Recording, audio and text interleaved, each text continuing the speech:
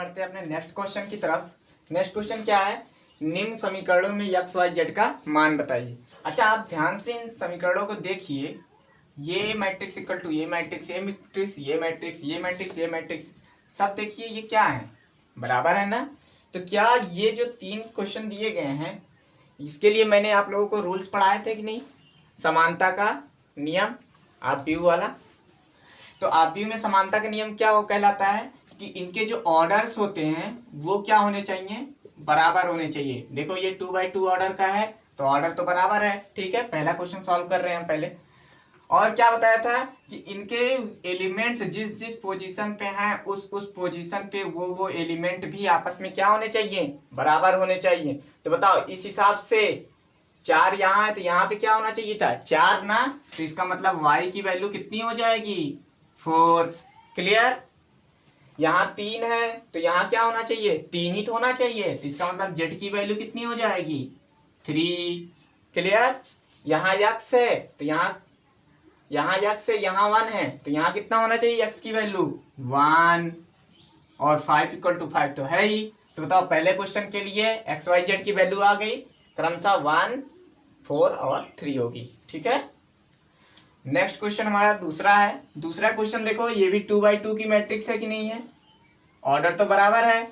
अब दूसरा क्या है, एलिमेंट्स मुझे बराबर करने हैं ना। तो बताओ x प्लस वाई किसके बराबर होगा, 6 के बराबर होगा कि नहीं होगा, होगा क्यों नहीं। x plus Y equal to 6, क्या समीकरण 1 बना दूं, हाँ। दूसरा 2 2 तो बराबर है, 5 प्लस जेड इक्वल टू किसके कर दूं, 5 के कर दूं क्या, हाँ उसी के बराबर होगा यार। तो ये हो गया दूसरा इक्वेशन। अब एक्स वाई बराबर किसके है, 8 के। तो एक्स वाई इक्वल टू 8 कर दूं क्या, यस, इसे मैं तीसरा इक्वेशन बोल दूं, ठीक है। 3 इक्वेशन हमारे बन गए ना। अब बताओ एक एक इक्वेशन लेके सॉल्व करते हैं, ठीक है। अच्छा ये सेकंड वाला इक्वेशन देखो, तो क्या हम बोल सकते हैं दूसरे समीकरण से 5 प्लस जेड इक्वल टू 5। तो ये 5 इधर प्लस का है, उधर जाएगा तो किसका हो जाएगा, माइनस का। तो ये मैं दूसरा इक्वेशन यहाँ लेके आता हूँ, 5 प्लस जेड इक्वल टू 5। तो जेड इक्वल टू क्या हो जाएगा, 5 minus 5, that mean Z equal to 0। Clear है बात, ओके। तो समीकरण 2 से हमें किसकी वैल्यू मिल गई, जेड की। अब चाहिए किसकी, एक्स और वाई की। तो एक्स वाई को प्राप्त करने के लिए हमारे पास कितने इक्वेशन, 2 इक्वेशन है ना। अगर मैं बात करूं समीकरण 1 की, तो बताओ समीकरण 1 से हमें क्या मिलेगा, हमें मिल जाएगा y की वैल्यू, y इक्वल टू क्या हो जाएगा 6 माइनस एक्स। क्यों, क्योंकि x इधर प्लस में है तो उधर जाएगा किसमें हो जाएगा, माइनस में अपने आप। अब मैं क्या करता हूं, y equal to 6 minus X समीकरण 3 में रख देता हूं। तो यहां लिखूं मैं, ठीक है, ये ऐसे y equal to 6 minus X equation number 3 में रखने पर, ठीक, 3 में रखो तो क्या हो जाएगा, x इंटू वाई की जगह रखना है कितना, 6 minus X equal to 8। Clear हो गई। अब ये x अंदर मल्टीप्लाई हो जाएगा, बताओ क्या हो जाएगा, 6 इंटू एक्स 6x, x और यहाँ पे प्लस यहाँ पे माइनस, तो यहाँ क्या आ जाएगा, minus plus minus minus, x into x कितना है, एक्स स्क्वायर इक्वल टू 8। अब क्या करते हैं हम, सब चीजों को उधर पक्षांतर कर देते हैं। तो एक्स स्क्वायर जब उधर जाएगा तो क्या हो जाएगा, प्लस का एक्स स्क्वायर बनेगा, 6x इधर प्लस है तो उधर जाएगा क्या बनेगा, माइनस का 6x बनेगा। ये 8 इधर प्लस में है तो प्लस का 8 ही रह जाएगा इक्वल टू 0। क्लियर बात। अच्छा ये इक्वेशन ध्यान से देखो, ध्यान से देखने पे ये नहीं लग रहा है कि ये 2 घात समीकरण तैयार हो गया। तो 2 घात समीकरण सॉल्व करना आता है ना, हाँ सिंपल तरीके से सॉल्व कर लेंगे। कैसे, यहाँ पे कितना है, 8 है, तो 8 को ऐसे 2 भागों में तोड़ेंगे जिससे जोड़ने पर कितना आ जाए, 6। 8 को ऐसे 2 भागों में तोड़ लेंगे जिससे जोड़ने पे कितना आ जाए, 6। तो बताओ 8 के 2 पार्ट क्या हो सकते हैं, 4 इंटू 2, यही तो हो सकता है। 4 दूनी 8 भी हो जाएगा और 4 2 6 हो जाएगा। तो बताओ यहाँ लिख दूं X square minus 4 plus 2 into X plus 8 equal to 0। देखो 6 को 4 और 2 लिख दिया, दिक्कत नहीं। अब आगे एक्स स्क्वायर, ये माइनस अंदर जाएगा ना, और इधर से एक्स का भी मल्टीप्लाई कराएंगे, तो माइनस और plus minus 4 into x minus plus minus 2 into X plus 8 तो है ही अपना, और ये बराबर किसके हो गया 0 के। अच्छा यहां से कॉमन क्या दिख रहा है बताओ, एक्स है ना, तो यहाँ क्या बचेगा एक्स, और ये क्या है -4 तो है ही अपना, माइनस यहां से कॉमन क्या है 2, यहाँ क्या बचा एक्स माइनस, यहाँ माइनस कॉमन लिया था तो यहाँ प्लस था तो क्या हो जाएगा माइनस, और ये क्या हो जाएगा 2 कॉमन ले लिया यहाँ से तो केवल क्या बचेगा 4 इक्वल टू 0। अच्छा ध्यान से देखो, अब इन दोनों में कौन कॉमन आ रहा है, x -4 आ रहा है ना, तो x -4 को कॉमन ले लें हम, और यहाँ क्या बच जाएगा फिर x यहाँ बचेगा और -2 यहाँ बचेगा, और ये बराबर किसके हो जाएगा 0 के। तो बताओ यहाँ से मुझे 2 इक्वेशन मिलेंगी कि नहीं मिलेंगी, क्या क्या मिलेंगी।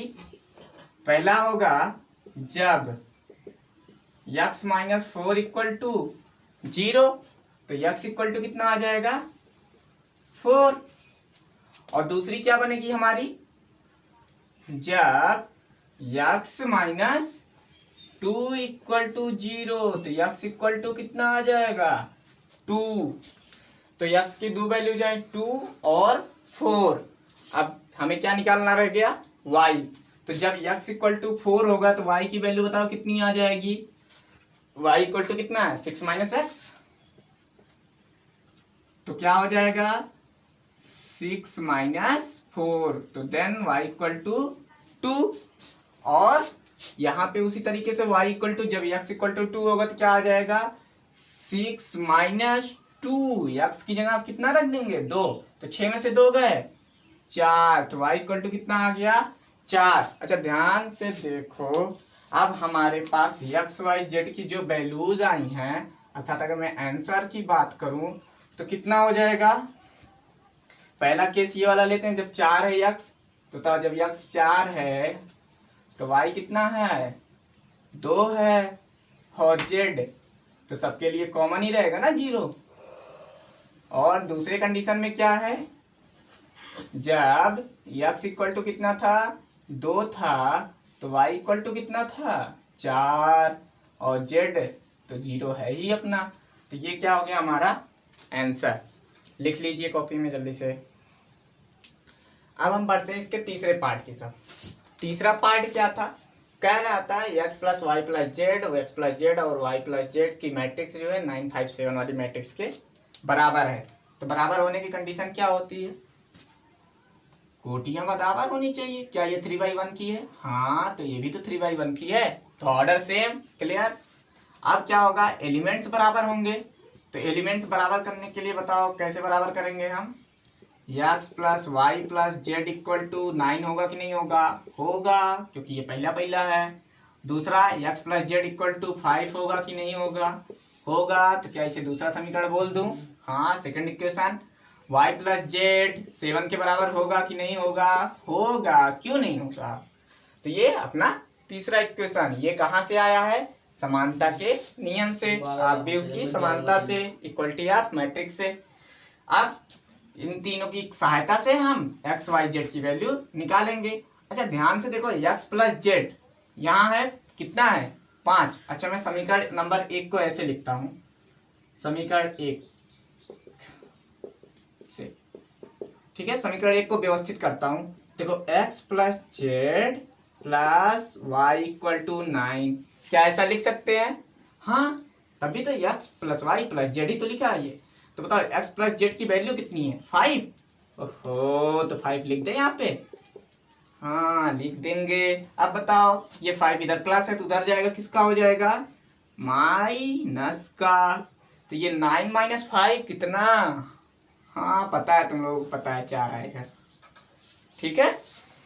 सेकंड, अच्छा इसी समीकरण नंबर 1 को अगर मैं ऐसे लिख दूं तो कैसे, वाई प्लस जेड वाले फॉर्म में, तो X plus Y plus Z equal to 9 हो जाएगा ना। हाँ ऐसे ही लिखा है, X plus Y plus Z. अब बताओ वाई प्लस जेड की वैल्यू कितनी है, क्या 7 है? हाँ हाँ भाई 7 है। तो यहाँ पे x प्लस 7 इक्वल टू 9, तो x इक्वल टू कितना हो जाएगा, 7 इधर किसकी, धन की, उधर किसकी, माइनस की ना, तो शायद घट जाएगा। तो मैं बता देता हूँ 9 में से 7 घटाने पे 2 आता है। ठीक है, तो बताओ x मिल गया, y मिल गया, कौन बचा, z। क्या करें, x बराबर 2 समीकरण नंबर 2 में रख दें। हाँ रख दो, लिखो उसके आगे x इक्वल टू 2 समीकरण नंबर 2 में रखने पर रखो x की जगह 2 प्लस जेड इक्वल टू 5। मैं बता दूं आपको, ये 2 इधर धन का है तो उधर किसकी जाएगी, माइनस की। और मुझे पता है, आप लोगों को पता है 5 में से 2 घटाने पे कितना आता है, 3। तो बताओ आंसर क्या हो गया अपना, आंसर हो गया x equal to 2, y equal to 4 और z इक्वल टू तो दिख ही रहा है कितना है, 3 ना। ठीक है, नोट डाउन कर लीजिए। ओके, अब हम जो है अगला 7वां 8वां और 9वां क्वेश्चन डिस्कस करते हैं। ठीक है, देखिए 7वां क्वेश्चन जो है एकदम छठे क्वेश्चन जैसा है ना, अभी मैंने कराया था। इसमें क्या करना है, ए बी सी डी की वैल्यू ही तो फाइंड आउट करनी है। बताओ a माइनस बी किसके बराबर हो जाएगा, -1 के, 2a प्लस सी किसके बराबर हो जाएगा, 5 के, 2a माइनस बी किसके बराबर 0 के, और 3c प्लस डी किसके बराबर हो जाएगा 13 के। हमें 4 समीकरण मिलेंगे और 4 ही तो अननोन है हमारे पास, तो चारों को हम कैलकुलेट कर लेंगे। ठीक है, नेक्स्ट क्वेश्चन 8वां क्या है, 8वें क्वेश्चन में कह रहा है कि a equal to A I J M by N की एक मैट्रिक्स है, इसको वर्ग आव्यूह होने के लिए इन चारों में से कौन सी कंडीशन का फॉलो करना पड़ेगा। तो बताइए, एक वर्ग आव्यूह होने के लिए क्या कंडीशन मैंने बताई थी, जो रोज है और कॉलम्स है वो आपस में क्या होने चाहिए, बराबर होने चाहिए ना। वर्ग आव्यूह के लिए कंडीशन क्या थी, number of rows equal to number of columns ना। तो इसका मतलब क्या है, रोज क्या है m, कॉलम्स क्या है n, that means m equal to n। Which option, third is correct. Okay, next question क्या है, कह रहा है x y के किस मान के लिए ये दो मैट्रिक्स आपस में समान होंगे या बराबर होंगे। तो क्या डिक्टो ये वाला क्वेश्चन इसके जैसा है ना, कैसे, इन दोनों को हम आपस में बराबर कर देंगे क्योंकि बोला है समान होना है इन्हें, तो बराबर कर लेंगे। बताओ 3x प्लस 7 किसके बराबर हो जाएगा 0 के, 5 किसके बराबर हो जाएगा y माइनस 2 के, y प्लस 1 किसके बराबर होगा 8 के, और 2 माइनस 3x किसके बराबर होगा 4 के। अच्छा ध्यान से देखो, इसमें से केवल किसी एक को बराबर करके हम सीधा आंसर निकाल सकते हैं ना। कैसे, 3x प्लस 7 यहाँ बराबर कर देंगे, तो बताओ कितना आ जाएगा 3x प्लस 7 इक्वल टू 0।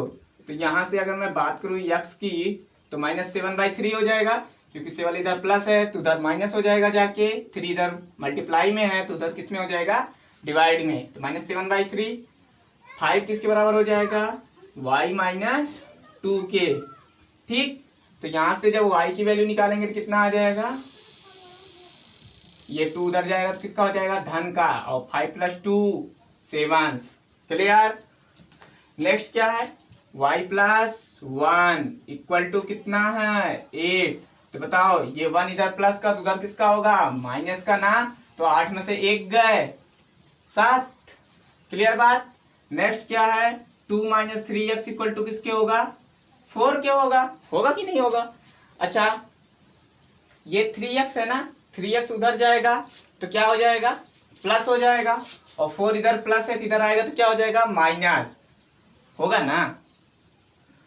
तो 2 माइनस 4 कितना आ जाएगा -2 इधर हो जाएगा और उधर हो गया 3x। तो यहां से बताओ x कितना आ जाएगा, यहां से आ जाएगा x इक्वल टू -2/3। यक्स इक्वल टू कितना आ जाएगा -2/3। क्लियर बात? ओके। आपने देखा क्या कि यहाँ पर जो है यक्स की वैल्यू आई है कितनी -7/3 और जबकि यहाँ पे यक्स की वैल्यू कितनी आ गई -2/3।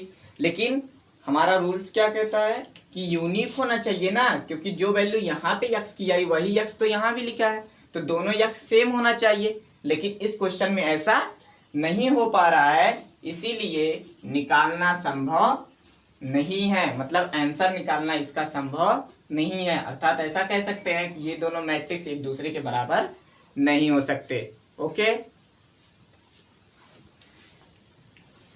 इस प्रश्नावली का लास्ट क्वेश्चन 3.1 का लास्ट क्वेश्चन 10वां है। क्या है इसमें? कह रहा 3/3 ऑर्डर का एक आव्यूह है। आव्यूह की कुल कितनी संख्या होगी जिनकी प्रत्येक प्रविष्टियां 0 और 1 हो। मतलब मैं यहाँ पे लिख के दिखाता हूँ, ये ध्यान देना। ये 3/3 की मुझे क्या बनानी है? मैट्रिक्स बनानी है ना। और कह रहा प्रत्येक प्रविष्टि, मतलब यहाँ ये प्रविष्टियां मतलब ये एलिमेंट्स 3/3 की मैट्रिक्स बनानी है। तो ये मान लेते हैं ऐसे ऐसे करके कुछ, ये 3/3 की हो गई मैट्रिक्स ना। 9 एलिमेंट्स हैं टोटल।